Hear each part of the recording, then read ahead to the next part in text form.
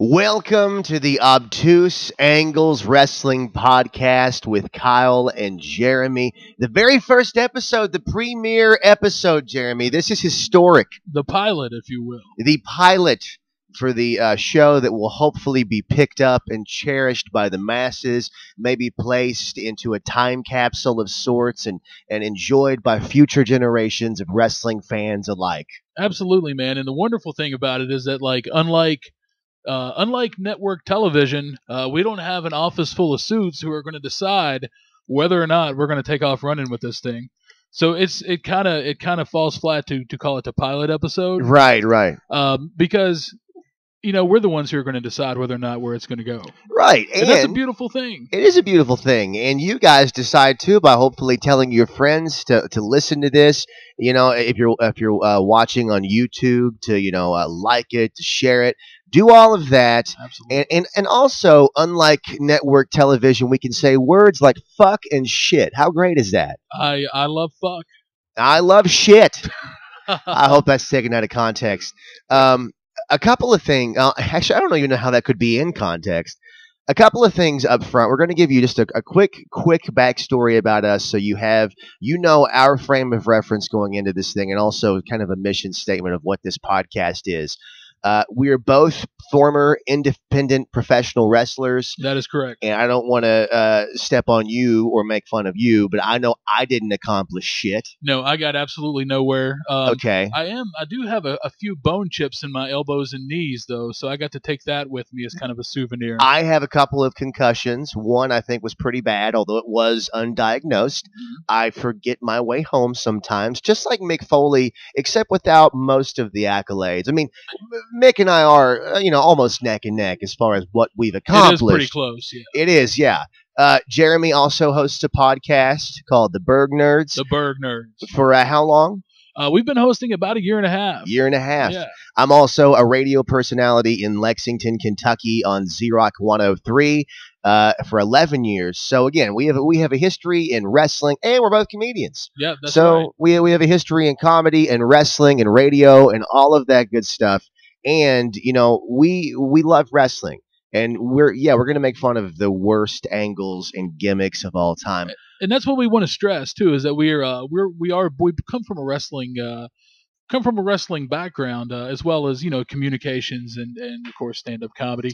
And we want to stress that we are wrestling fans in the purest form, and we are in no way here to talk about something so beloved as America's probably greatest pastime. So we're not here to throw rocks. I mean, we love wrestling, but sometimes there is just there's no excuse for the bullshit that the powers that be will try to throw at you and make you, the wrestling fan, swallow. And that's kind of what we're here to cover. That's what we're here to talk about. Yeah, that is. One more thing too. I almost want to call it the elephant in the room, although it's not. There are going to be comparisons made to the website WrestleCraft.com. I love that website. I've gone there for 15 years. It's incredible, but I think this is going to be more of a in-depth retrospective, but we're also going to have fun and make fun of it. So with all that said and all that out of the way, it is time for the first episode, the very first topic. What better way to start this wrestling podcast than with Katie fucking Vick? The dreaded Katie Vick storyline from 2002, right? Yeah, it started in October of 2002. Let's get a little bit of a historic retrospective on WWE to start this thing out, because even if you've been following it for a long time, that was a pretty forgetful year and a forgetful time for... It was a very lackluster time for the WWE. It was, and man. It should have been a time. They were coming off the heels of basically buying wrestling. Absolutely. They didn't just buy company; they bought wrestling. They, the year before, maybe a year and a half, they had acquired WCW and ECW, Extreme Championship Wrestling, and of course, not to mention that they own just a library of AWA and World Class. And so this should have been a dynamite year for a company who basically monopolized the sport of professional wrestling. Absolutely. It should have, yeah. And it sucked a dick. It sucked a huge dick, and I think there's no better way to look at how great they were and how fast they fell than WrestleMania 17 and then WrestleMania 18 in the year 2002, which is when Katie Vick took place. 2001. WrestleMania 17, the greatest WrestleMania of all time, in my opinion, and I think in most people's Now, opinions. correct me if I'm wrong. Wasn't that the famous the three-way tag team Yeah, ladder. TLC? It was Yeah, the Hardys versus Edge and Kristen versus the Dudley Boys. Am I right? well, you know what? And it's great that you say that because that's going to get us into the topic. It was the second TLC ever. It was main evented also WrestleMania 17 by The Rock versus Stone Cold. We flash forward to WrestleMania 18, 2002, takes place in Canada. One of the most tepid, lifeless, boring WrestleManias they've ever done. Not as bad as 13 or as 9, but still very boring. Outside of The Rock versus Hogan, a very forgetful WrestleMania. And I think that in itself shows how Vince, at that point, with no competition, began to rest on his laurels, and they stopped trying to pump out the best product that they possibly He could. really did, and it's really weird because it was at a time when they had the ball, man. They could have really ran with it. Absolutely. But the issue was is when there's no competition, there's no motivation, Right. and that company learned that the hard way. For I think a few years, from 2002 on, for a few years, they really kind of had to kick their own selves in the ass to kind of get the fire lit because it really just started going downhill. Those were some Yeah, really yeah. dark years for WWE. It was. And speaking of competition, they had to basically create their own competition by splitting the roster into two distinct brands. Early 2002, you had the Raw brand, which was absolute shit, and the SmackDown brand, which was phenomenal.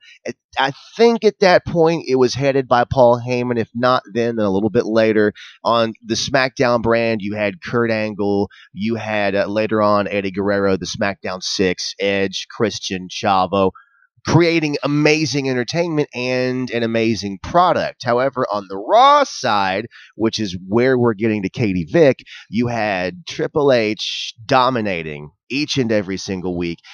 Now, Brock Lesnar was WWE champion, the undisputed world champion early in 2002. And then he leaves, he goes to wrestle exclusively on SmackDown. So that means that the WWF, I guess WWE at that point, needed their own world championship. Do you remember how they awarded, how they found the very first world champion, Jeremy? Do you remember that? I don't, man. I don't recall it. And again, and you're going to find a lot of lapses from me because there were, like I said, the dark years Sure, yeah. where I didn't just tune out; I completely tuned off of professional wrestling. So I'm not incredibly familiar with that. And that's good, though. That's good because I'm sure a lot of people listening to this did too. So I'm going to explain to you how it happened. I got to tell you, man, the Bischoff administration of World Championship Wrestling, the early days of the Bischoff administration, we're talking like '94. I mean, on at that point, he had been writing beforehand, but from '94 on, man, wrestling got really rough during the big Monday Night Wars and stuff. It was kind of revived. But at that point, when ECW tried to get too big for their britches, as it were, Yeah. and they started nosediving. At that point, man, I just gotten burnt out because I'd been a wrestling fan since I was as far back as I can remember. Yeah. As far back as I can remember, all Yeah. I ever wanted to be was a wrestling fan.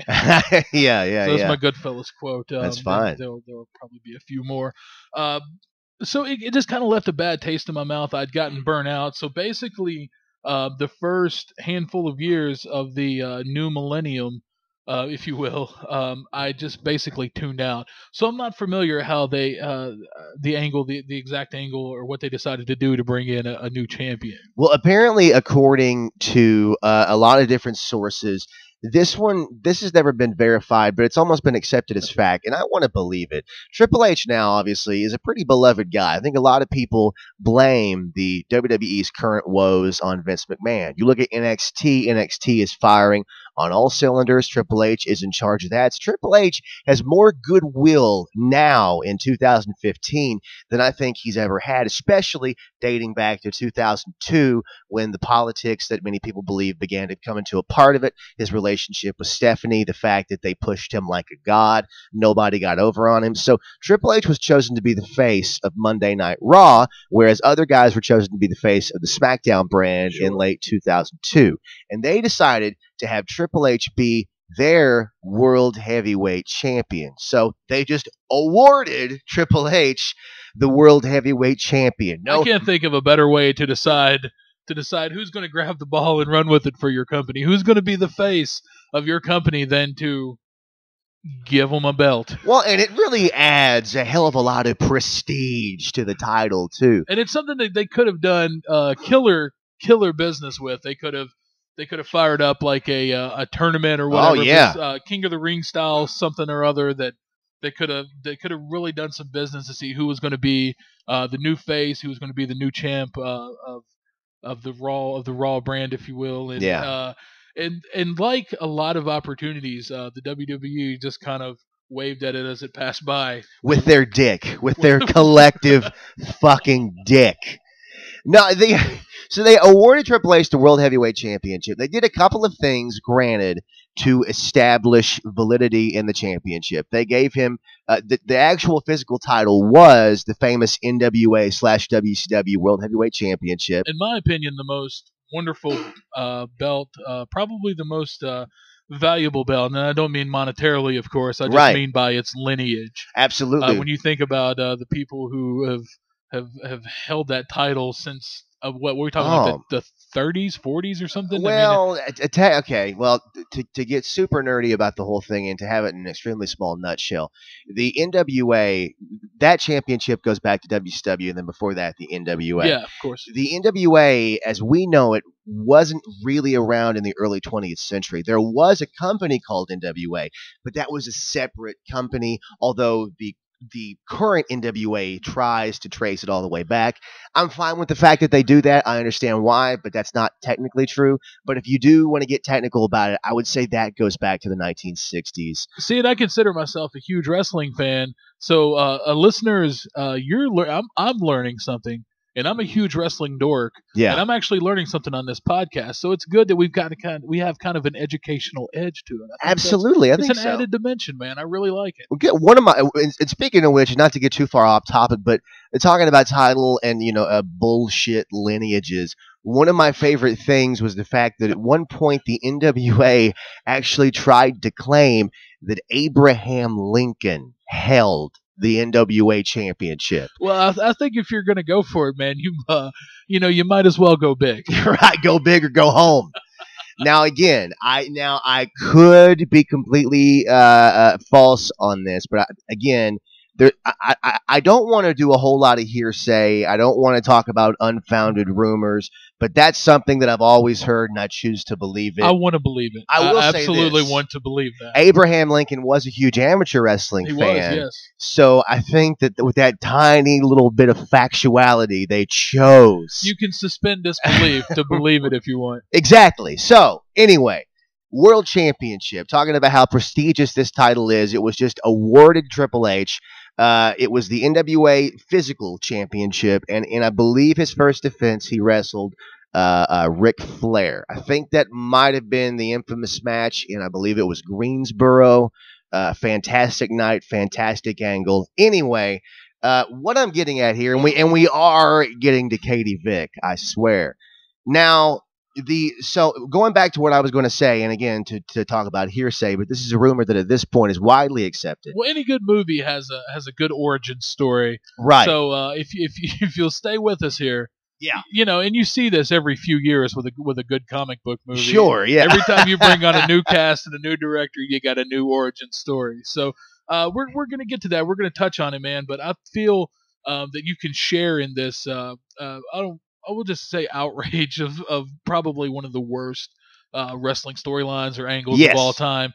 And you'll feel it more, and you'll be able to share in this outrage if you have a a beautifully painted backstory to how all this unfolds. We're So, Tarantinoing yeah, this absolutely. shit. Yeah. The rumor was that WWE wanted to have the world title on SmackDown, and then they wanted the Intercontinental Championship to be the biggest title on Monday Night Raw.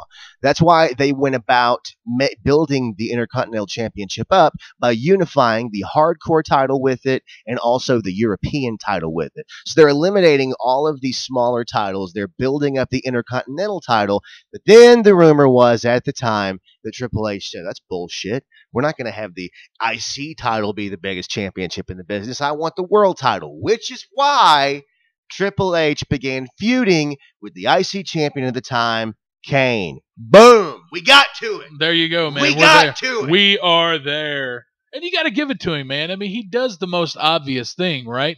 I mean, the IC title is nice, and it's got a wonderful lineage It does. all to itself. Absolutely. I mean, you look at the waning days of people like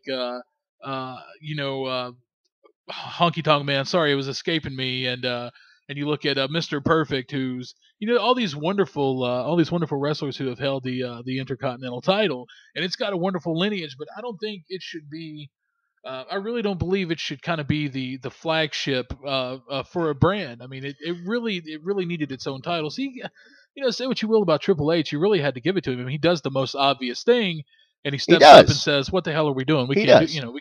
And if you want to go back to the early days and the creation of the IC title, it was created because there was a North American title and a South American title. There was a unification match, which made it the Intercontinental title. Right. So, but they decided to get rid of it, and get rid of it they did by having Kane feud with Triple H. So this whole thing starts. This whole thing starts when Kane is in a tag team with the Hurricane. And I don't know if you were watching at this point, but this was, I believe, TLC 3 or 4. And I'm sure somebody is going to correct me on this. Did you see this match? No, I don't believe I did, man. That lied right in there. And I wasn't tuned completely out, but there was a whole lot that I really missed those couple of years. I'm aware of how the angle played out. And the thing that I think that really upset me the most is that this angle wasn't built properly. Don't get me wrong, and we're going to discuss this. We're coming up to it at great lengths. We're going to discuss it at great lengths. The actual video, the vignette that they recorded with Triple H and the mask, and I'm all for necrophilia. I think if it's done tastefully, if it's organic to the plot, then I think it can work. I hope that they take that audio out of context. Like, I hope you run for office one day, and I hope that audio. Don't get me wrong, I'm all for necrophilia. I really hope. But only when it's tasteful and organic to the plot. But don't cut that last part off. They always do, these bastards. Because that last part doesn't even make it any better, really. But no, go ahead. And that's it. I mean, it's but the thing is that Triple H. It all began with Triple H attacking. It was Kane's partner, right? Hurricane Shane Helms. Well, the Katie Vick scenario was bred from the Triple H Kane feud, and Kane and the Hurricane won the tag team championships in the aforementioned TLC match in Las Vegas, which later went on to be named just a couple of months later the best match in Raw history, which it clearly wasn't, but that's another tangent for another day. Kane wins the match for Hurricane and himself by himself after Hurricane is taken out by, I believe, Triple H. Yeah. And so Kane ascends the ladder. He grabs both of the titles. He comes down. It's disappointing because you have a million guys in this match who busted their ass the whole night. Kane takes like one bump, but then comes in. Oh, what a fucking hero. And wins titles. So as Raw is going off the air, right before it goes off the air, Triple H comes out and he mentions Katie Vick.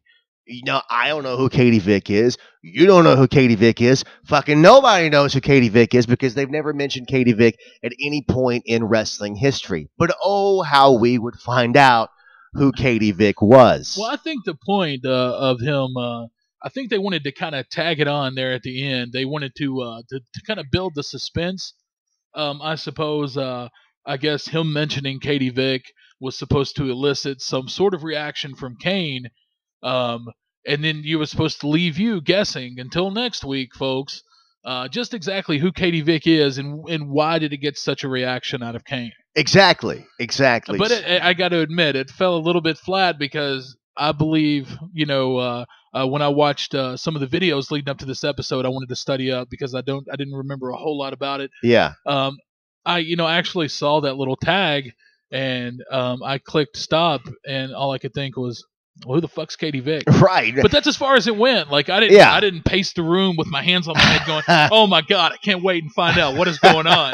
Right. It seemed like a throwaway angle to begin with. And little did you know that it was building into what was going to be the most outlandish piece of shit writing that you possibly have ever seen come out of the world of professional wrestling. Now, and again, you know what, and I agree with you, and I understand their thought process in this because we can't just talk about this shit. I like also talking about where their head was and maybe what might have been a good idea, but they fucked it up. And I get the fact that they were going, okay, we're gonna leave them guessing, and I totally understand that. So we find out a little bit later that according to the storyline, Kane, when he was an independent wrestler back in the day, was partying with some random bitch named Katie Vick. Now, not when he was a dentist, right?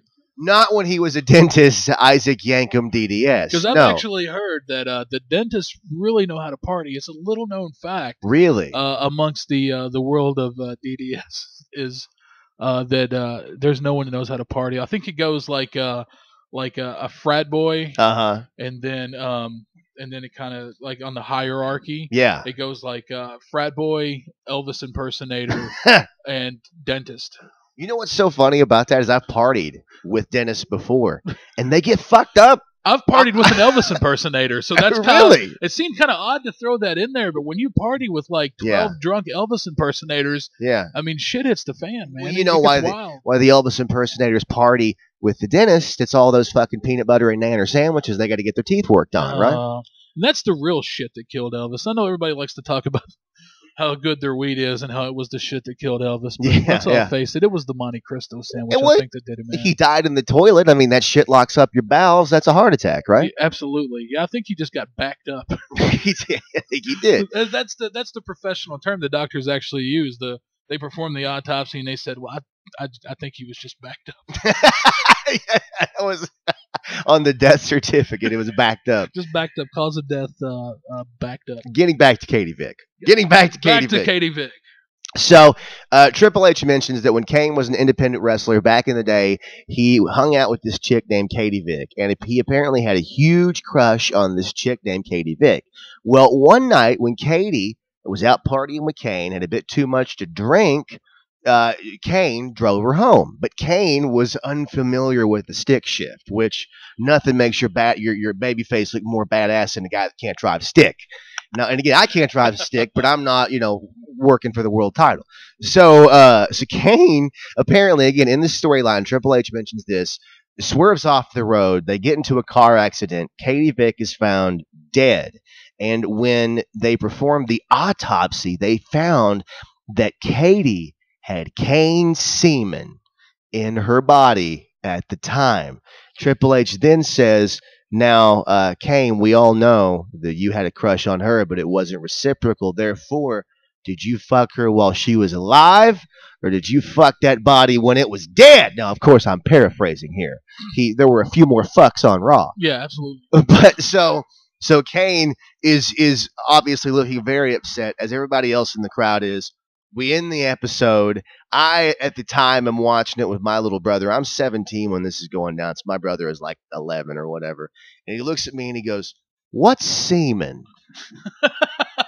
So I had to tactfully explain to an 11-year-old what semen is. Was that the talk? Was that his talk? Yeah, it was a talk that ushered him into manhood. The Katie Vick wrestling angle. He went back to his room and grew a beard, and he was a man from there on out. What's wonderful? If I could share a Kane anecdote with you. Sure. Yeah. I was working on the independent circuit, and this was in I want to say 2000. Okay. Yeah. And there had been a lull in Glenn Jacobs, Kane. his contract with the WWE, and he had been doing some independent shows. Really? And we had actually contacted him through a friend of a friend of a friend. Yeah. Then this isn't me. This was the promoter that I was working for at the time.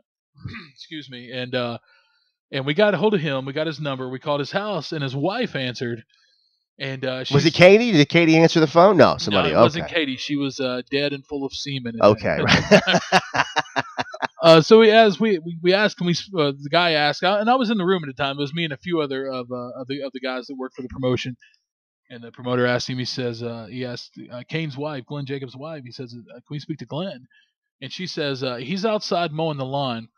And of course, he had him on speakerphone, so everybody's hearing the conversation. Yeah, and my mind goes to him standing out in the yard, fully dressed as Kane, and he lifts his hands and then drops them, and the lawnmower starts.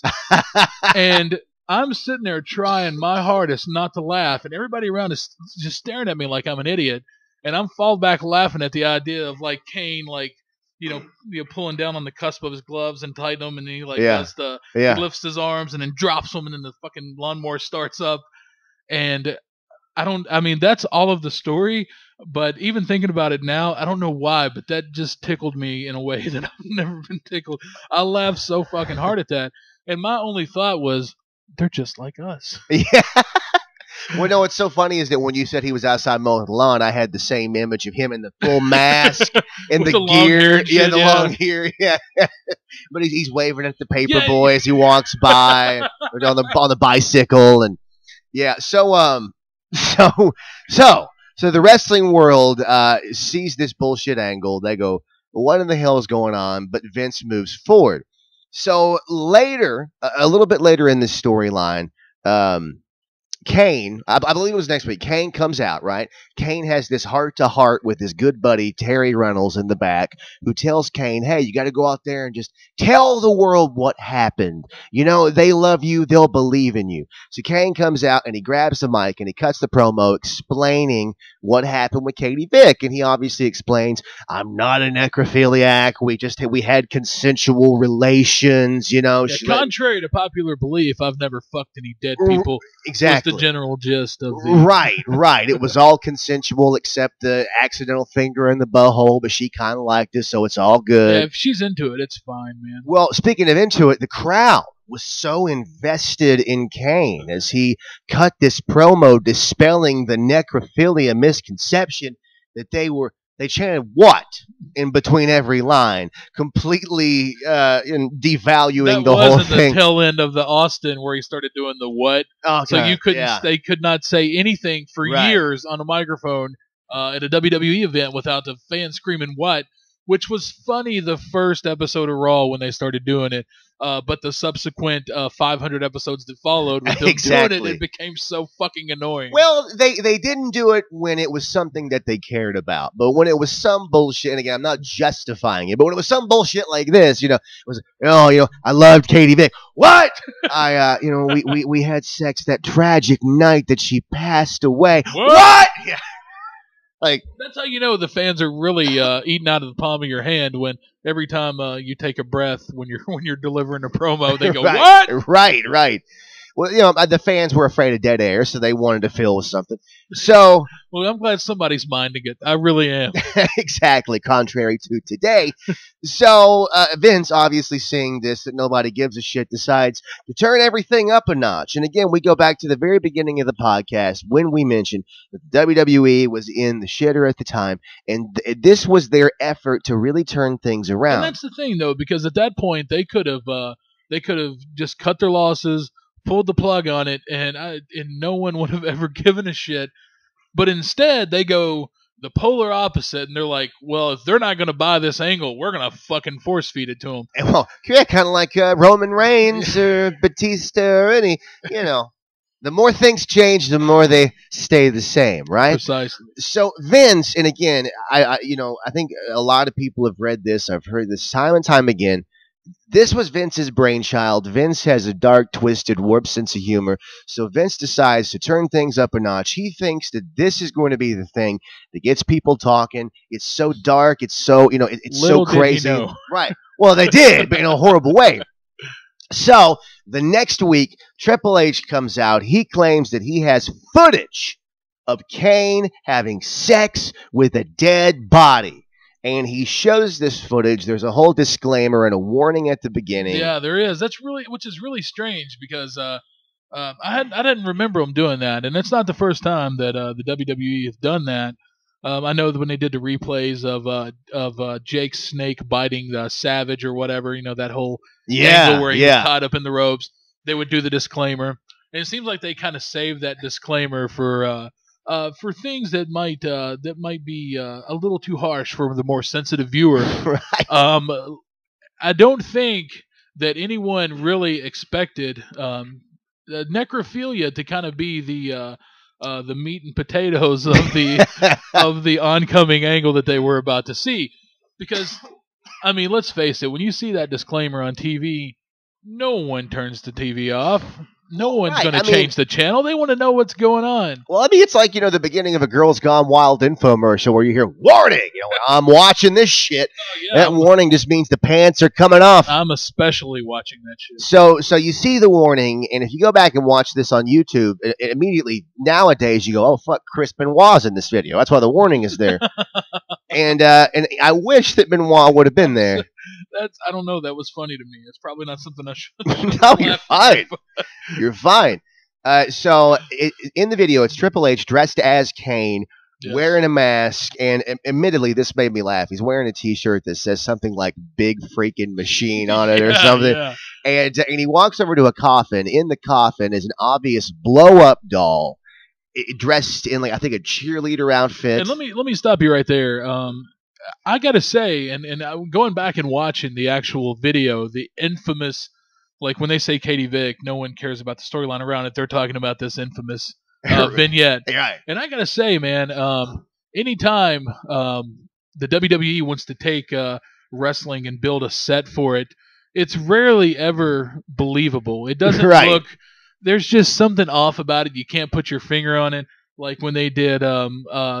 And we're going back to Macho Man and Miss Elizabeth's wedding shower where Jake had put the snake in the box. The set was hokey and rough looking. I have to say that I actually believe that they really shot that video in a funeral home. No, they did. They did. Because I saw an interview with Triple H, and he described how they rented this place out. They rented apparently a real funeral home out, and Vince himself was there and produced it and gave Triple H direction on how to fuck the dead body. So in the video, and I'll get to that in just 1 second. Triple H, Kane mask, whole outfit. He starts fondling the bosoms of this blow-up doll. Oh, it got hot. Got hot. Well, and they pixelated. I remember they pixelated the small image on the screen where Triple H is fondling the dead body's breast. Yeah, even plastic tits are too much. Well, and that made me think of the conversation that had to happen in Spike TV's censorship room or editing room or whatever, because I don't think WWE pixelated the dead body fondling. I think I'm pretty sure the network did that. It had to be somebody at Spike TV, and it had to be a guy watching this going, all right, fuck. Okay. Well, we can have him fuck a dead body, but the grabbing the fake blown up titties. Bob, what do you think about this? Can we, I say we just, pixelate the motherfucker a little bit. That's fine. And he put it on the boner scale. He's I tell you what, man, if my dick starts pressing against my zipper, then it's got to be pixelated. That's pretty much the range they use to kind of gauge that. If the head of his dick is pushing against its zipper, it's got to be edited. It's got to come out. So Triple H in the Kane outfit fondles it, and he says the infamous line. He says, "I love the smell of formaldehyde in the morning." That's fucking hilarious to me. I loved it. I about fell on the floor. I loved it. Well, the body almost fell on the floor because Triple H gets up inside the coffin. That was the best part of the whole entire video, was that he didn't just lean over the coffin and kiss it.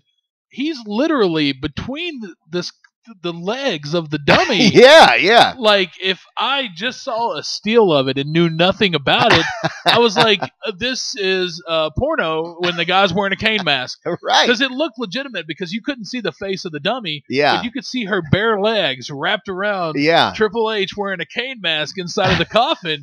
And I got to admit, man, I either may or may not have rubbed one out while I watched that video. And I think it'd be weird if you didn't. I think so. Yeah, who are you? Yeah, who are you? Don't judge me. Yeah. You're weird if you didn't fucking jerk off when you watch. 2K15, motherfucker. Yeah, we need to just put all this away, man. I'm tired of the hang-ups, man. Necrophilia, and again, and I can't stress that enough. If it's tasteful and elegant and organic to the plot, can be a beautiful thing. And this was, to be fair, organic to the plot. It was. So Triple H gets up inside of the coffin. It cuts away at this point to like this romantic music. It does. And then it cuts back, and at the end, he's done it. He's sowed his seed. He's ejaculated into this. He came into the dead body. He holds up what I believe is a handful of soup, I think. And before throwing it into the camera, he says, "I did it. I actually did it. I screwed your brains out."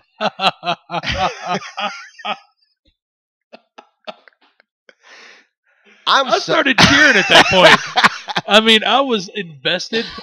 I was invested in this angle. I started clapping. I woke my girlfriend up in the middle of the night and told her about it. Yeah, I did, man. It was a beautiful thing. I mean, granted, she didn't really get it. She wasn't right. She wasn't like the rest of the world. She wasn't buying into that. I mean, let's be honest. The unwashed masses, it was too far above their head. This is high art here. Okay, it really is. Yeah. But so he does it, and then that's how the video ends. Now, all these years later, this was late 2002 that this went down. We're in 2015. I got to admit, I think that was fucking funny. I really think that video, say what you want. Now, again, the ramifications of it, this and that, everything was terrible. But the actual video, that was funny. It was, man. It was what they say is virtuoso. It was very, very ahead of its time. Yeah.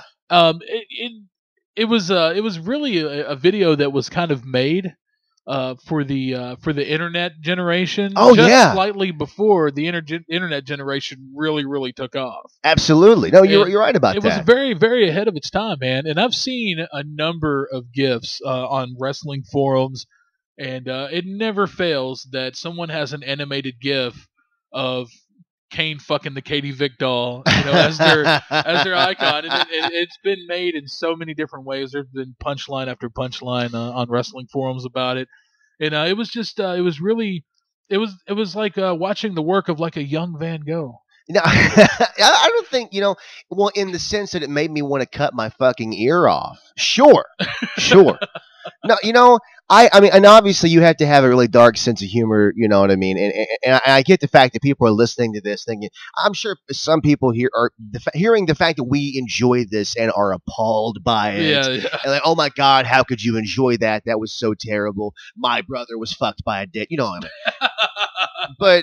But again, I think that was really funny. So this happens, and again, and by the way, going back to the fact that Vince produced that angle, in an interview later on with Triple H, he talked about how they were in a real funeral home, and Vince produced the whole thing. And apparently, Vince was shouting directions to Triple H while he was fucking the dead body, and he's screaming in his Vince voice like, "Yeah, get it, get it." and he kept repeating the line over and over and laughing at it like, "I screwed your brains out."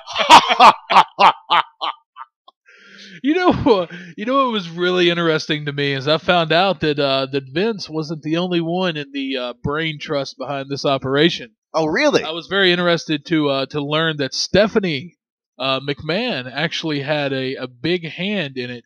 Really? Which seems really weird. I mean, coming from, but I mean, when you stop to consider it, you think there's no possible way that a woman could have anything to do with this horrible angle.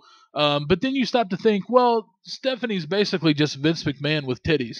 Well, and yeah, I was getting ready to say, in the sense that after her boob job, she looks like a blow up doll. I think it makes perfect sense to me. Which, by the way, kudos to Triple H for being able to perform sexually with both your wife and father-in-law cheering you on, literally in the Absolutely. background, as you fuck a blow up doll.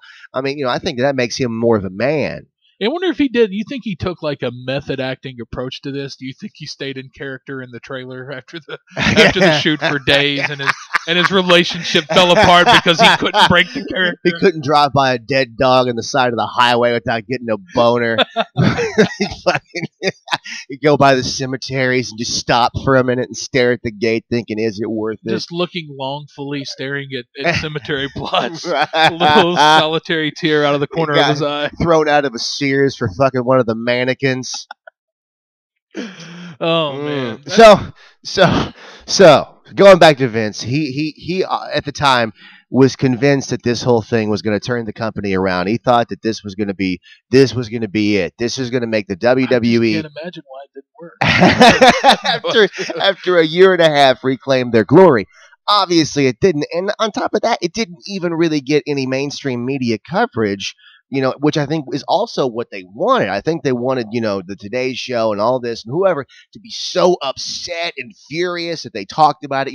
The graphic, did the WWE cross the line? It was kind of like interest through controversy. Right. But you got to believe that Vince knew that shit was coming. I mean, he's been doing this for, how old is Vince? 107? 100 next month, yeah. Yeah. But I think that's what he wanted. But exactly. But it didn't happen.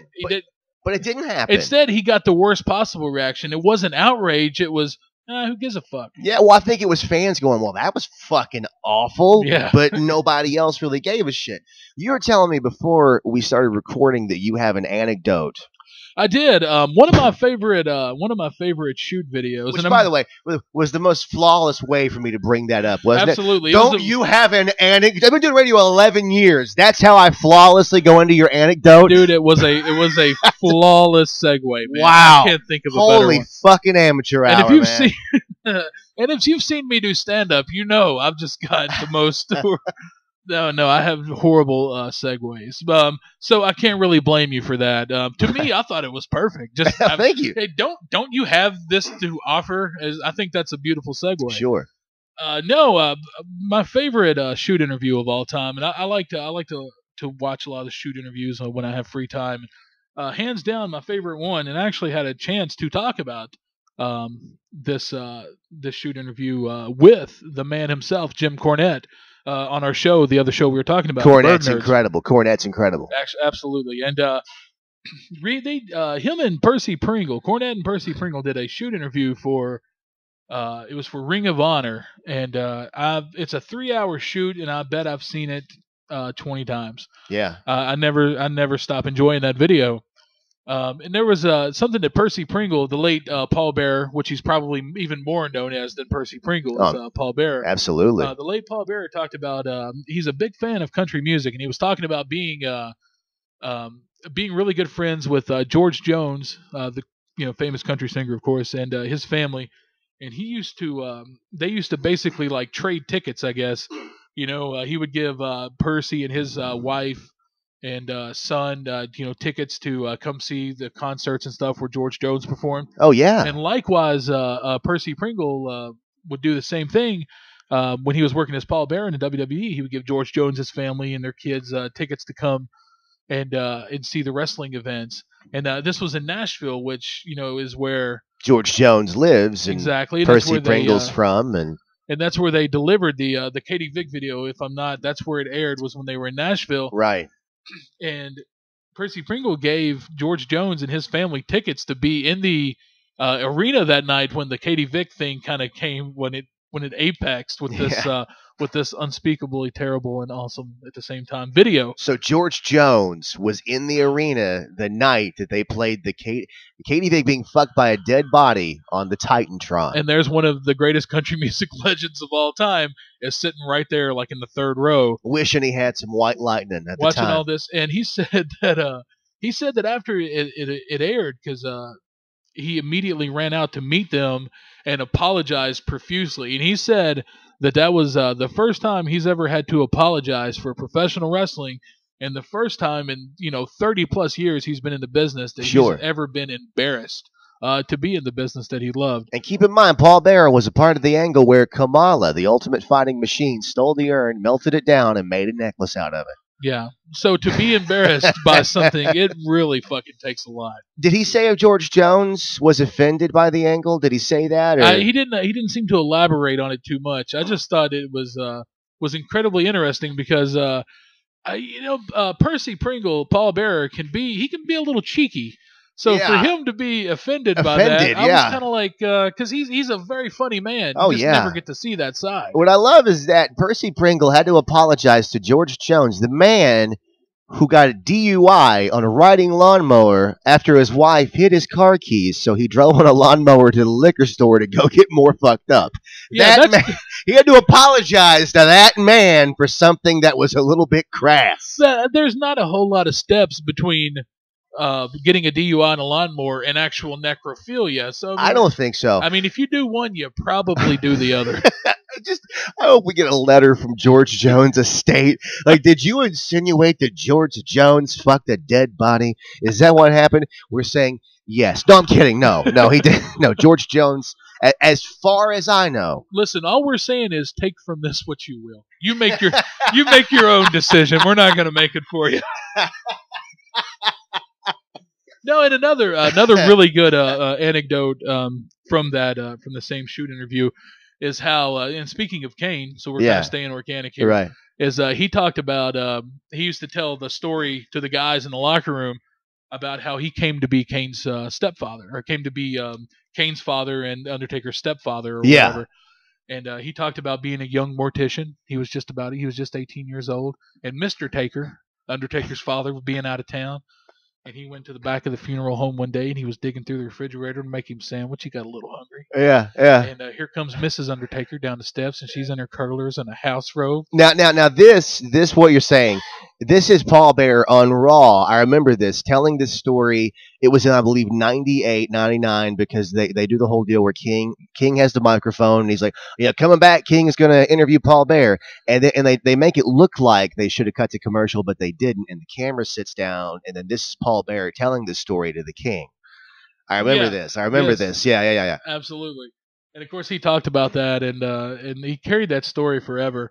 But it was like this real Mrs. Robinson kind of feel. Yeah, it was hilarious. How the Undertaker's mother kind of came down and seduced him, and he kind of dusted Hoffman to her, to her seduction, and which I thought was a wonderful story, and it could have been. I think it could have been executed well had they just kind of ran with it. Yeah, I think so. I thought it was probably. And it wasn't even really WWE's writing, but I think just him telling that story was hilarious. Was probably some of the best stuff WWE's produced. I remember seeing that when it happened, and I went back on YouTube and watched it. I laughed so hard. And you're right. I mean, that really was Paul Bearer. You know what I mean? Percy Pringle. So going back to the Kane angle, they shoot the video. Nobody gives a shit, but wrestling fans are outraged. The next week, Triple H comes out and he has like the Katie Vick dummy, and he cuts a promo and he's like, "Oh, people were offended last week. Well, I'll do whatever I want whenever I want to do it," which is obviously Vince speaking through Triple H. And again, it was another opportunity for Vince to smooth over what he had done, for him to cut his losses. Yeah. And again, fuck you. It was just another fuck you. Now, to be fair, they did from that point on begin to de-emphasize the necrophilia part of the angle. But the damage was done, man. By the way, damage was done. How much time are we looking at here? How long has this podcast been going? This podcast has been going for roughly 48 minutes at this What I love is before we jumped on here, you were like, "Man, are we going to have enough to cover? Yeah. To cover this 30 minutes? We're closing in easily on an hour, so I think that we should begin to wrap this up. Yeah, the beginning of the end. Even though there's so much more, so we'll get to that very quickly. I can talk about necrophilia till the cows come home, man. Till the dead cows come home. Till the dead cows come home and you fuck them, of course. Yeah. So the next week, they do the whole deal. Triple H says that nobody gives a shit. They don't apologize. Vince sticks to his guns. Wow, imagine that. Yeah. And then the Hurricane produces a video making fun of Triple H because again, the Hurricane was Kane's buddy. He's sticking up for Kane. He shows a video of a guy in a Kane mask. I'm sorry, in a Triple H mask this time, getting stuff pulled out of his ass. Do you remember that? Yeah, I mean, what better way to throw a balance, to strike a balance with the way that they've basically offended the WWE universe, Sure, yeah. than to try their best, and I don't think they succeeded, but try their best to produce an equally, if not even more offensive video than the first one that they aired. Right. I mean, what better way to strike a balance when you insult someone's intelligence than to further insult their intelligence? Well, what I love so much about that too is that I know somebody listening to this is going, wait a minute, I think that Kyle is confused. They did the same thing with JR a few years later. Yeah. The answer is yes, they did. In typical WWE fashion, they did the motherfucker twice. Recycling old shit that didn't work the first time. Why in the fuck is it going to work the second time? Well, I will say this in that video's defense, and of course, again, I am talking about Triple H having shit pulled out of his ass, is that it was funny. It went on far too fucking long because, as we know, Vince McMahon, if anything, is the world's greatest comedian. But they pull all these things out of Triple H's ass. Again, a guy with a Triple H mask on, and the last thing they pull out of his ass is his own head. That made me laugh. I enjoyed that. Yeah, no, I get it. I mean, it's a commentary, and I understand it. But and I feel like we didn't even get the director's cut. Right. Like I feel like the original Kevin Dunn director's cut might have ran about 4.5 hours, and we were just getting the trailer for it. It was just them pulling like Jimmy Hoffa was in his ass. Or Jimmy Hart, just whichever. Jimmy Hart, that'd be great. I'd love to see Jimmy Hart and Triple H's ass. I want to see the full uncut video of that. It's like the Scorsese films of wrestling, basically. I think so. That's how these vignettes go sometimes. Yeah. So we go all the way to the pay-per-view. Finally, and I believe this is Unforgiven. Let me check here because I've been doing all of this out of memory. Shockingly. You know what? Let's see. Yeah, No Mercy. That's when it was. No Mercy, October 20th. They are unifying the titles. Triple H, who is the world champion, IC champion, is Kane. They wrestle. Kane has had his manhood called into question. He has been accused of loving to fuck dead bodies. And then again, who doesn't? Yeah, George Jones included, as we've already obviously talked about. Well, he either does or does not. We don't know. That's for us to say, Kyle. Yeah, exactly. I mean, he's passed on. Yeah. To that great big rocking chair in the sky. And I would apologize for speaking ill of the dead, but I know that if someone accused me of necrophilia, right, I can't imagine myself referring to that as speaking ill. I take that as a compliment. As a matter of fact, I would have somebody chisel it on my tombstone. I would haunt my mom until someone chiseled that on my tombstone. I'm going to hold you to that. Beloved brother, husband, father, lover of dead pussy. Necrophiliac. Necrophiliac. So we go to the main event. Finally, it's time for Kane to reclaim his glory, to be the man, to beat Triple H, to win the world title, to unify both the world and IC championships. And what the fuck happens? He loses. Yeah. Outside interference due to Ric Flair. Kane loses the fucking match. Vince McMahon's last middle finger to this storyline. It was a series of middle fingers, and it ended on a middle finger. Exactly. I just don't see why you can just you can bury a character that you tried. I mean, that was the point of this whole storyline. Yeah, right? Was to try to give a character a push, just like any storyline. It doesn't matter who the storyline involves around, as long as everyone involved in it it gains from it. And right. It just seems like it was. Sometimes in history, historically speaking, in wrestling, a bad angle can be wrapped up tight in the end, and it can almost that ending the way they kind of the victorious ending to it can kind of make you forget about the journey. Yeah. And he went through all this and this terrible thing, and he kind of lost stock. I think Kane himself lost a little bit of stock in this, if not a lot of stock. I think a lot of stock. I mean, only to just fall flat right there at the end. So it was all for naught. The thing about this storyline too is it's so terrible that we've glossed over the fact that that you had a world title right there in front of you. Well, first of all, we glossed over the fact that this completely fucked up Kane's backstory at the time. Sure. I mean, Kane's origin story is he was in a mental institution for a number of years. He was horribly burned by the fire until Paul Bearer, bailed him out. I don't know. I think he fucking posted bail at the loony bin, and then he began wrestling in '97, and he confronted Undertaker, and that was his backstory. Right. But now, and then keep in mind, this is only not late '97 to late '03, so it's not like a lot of time has passed really in between for us to just forget that shit. Yeah. Now we're supposed to go, wait a minute. Oh, so actually he wasn't in the crazy house. So he was a young independent pro wrestler who was fucking chicks. It really mudded up his fucking origin, and now there's no origin. If you have too much origin, you've got no origin. I mean, he's either a dude who loved to party and couldn't drive a stick shift and fuck dead chicks. Yeah. Or he was mentally retarded or crazy or whatever. And right. Institute and caught on fire and got bailed out, because that's how you get out of a mental nut house, or if you will, a mental hospital, is someone just has to post bail. Exactly. Well, and not just that, but I mean, if you want to get really geeky and technical about it, DX insinuated a couple of years earlier that Kane couldn't have even had sex because his dick was burned off in the fire. Yeah.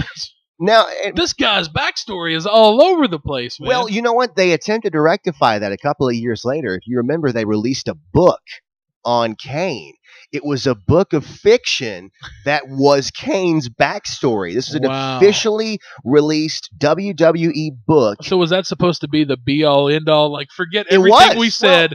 This is what really happened. Well, I think, honestly, they took both of the backstories and they weaved them together to somehow make it make sense. That takes some brilliant writing to make those two motherfuckers work together. You know what I mean? Like, yeah. In the book, he was called Glenn Kane. When your backstory is so muddled and nonsensical and awful that you have to write a goddamn book to make it fucking make sense, that might be an issue right there. Yeah. And furthermore, and again, I've said that we're going to wrap this up here for about 3.5 hours, but wasn't the story right there in front of them? Yeah. You're unifying the IC title and the world title. That's the story. There's the story, yeah. I mean, that's, place emphasis on both of those championships. It's just chuffa that should have been cut left and right. And you're right. The real story was the unification of the title. And any time that you put like a title race like that, on the table, then it builds its story by itself. Exactly. All this was not only horrible, but they had to kick themselves in the ass for this, because not only did they put up one of the worst angles that has ever been, but they put it up for no fucking reason whatsoever. It was to turn the company around, and it didn't do that. It didn't do anything.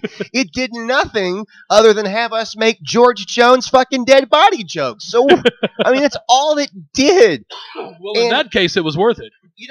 And thinking about this now, we could almost call this the Shitty Kane Storyline podcast. Yeah. Because Kane has had so many. Because again, this feud kind of continued. Kane formed a tag team with RVD, and then later on he would go on to feud with Triple H again. He lost his mask at a Monday Night Raw in Madison Square Garden, and then he became Evil Kane. He set JR on fire. All of that we can get into. Yeah, I bought that. That was I think that was actually good. That was good entertainment. you bought the whole yeah, because you just set people on fire when you feel like it. It's perfectly no one gets arrested. It's fine. Well, to be fair, Linda McMahon did say that JR refused to press charges. How the fuck I can remember that off the top of my head? I don't. I tell you how, because I remember I watched it. I went, why? What? He set you on fire, JR. It was a big enough what the fuck that it actually etched it into your brain. You remember why now? Yeah, and I think we'll do a whole episode on this, so we're not going to get into it. But to be fair, I remember when he set JR on fire, it looked so shitty because it was obviously a stunt man. It really was. They cut to a shot of the stunt man in the JR outfit, and it was like, and he was on fire, but they dubbed in JR screaming, "Oh God! Oh God!" I don't even know if he recorded it specifically for that shot. They might have just stayed audio from his matches. God is my witness, I'm broken in half. Which, But again, so there's so much. Poor Glenn Jacobs. I'm sorry, man. That hit me. That hit me the wrong way. They just pulled like snippets from like Hell in a Cell with Captain Mick Foley. God, is my someone stop the damn match! Somebody call the EMTs! Kane lights a match and he goes, "Someone stop the damn match!"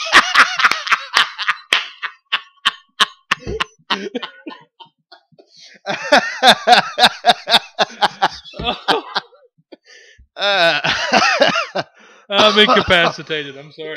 Oh God, that's fucking funny. All right. Woo! All right. Well, take us home, brother. Take us home. I think that's no better way to end this podcast, and I think that we need to get on to that. Maybe not next time. Maybe we'll take a break from Kane and necrophilia and JR being set on fire. And not because we want to, but just because we're trying to keep a fresh product here. You know, that made me laugh so hard. My left arm is hurting. And I don't think that's. I think it's a testament to really how bad a shape I'm in. I think that's what. That might have given me a heart attack. I might be talking like JR by the end of the day. That might have happened. No.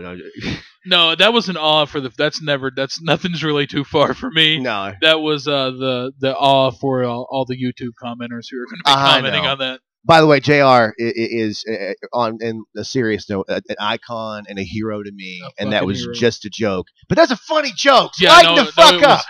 Exactly. Lighten the fuck up. Absolutely. He's fine. Great podcast. Go download it. Anyway, so that's going to do it for us right here on Obtuse Angles Wrestling Podcast with Kyle and Jeremy. So happy and so honestly thrilled that you sat through this whole fucking thing.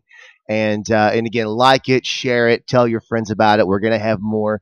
The goal is for two former wrestlers who are comics and radio and podcast hosts to have a good time and honestly, hopefully make a little fucking money off this thing. Absolutely. Too. So, I mean, that's what we want to do. And again, thank you so much. And we'll see you guys next time, whenever in the fuck that might be. Say goodbye, Jeremy. All right, I'm out of here. Till next time.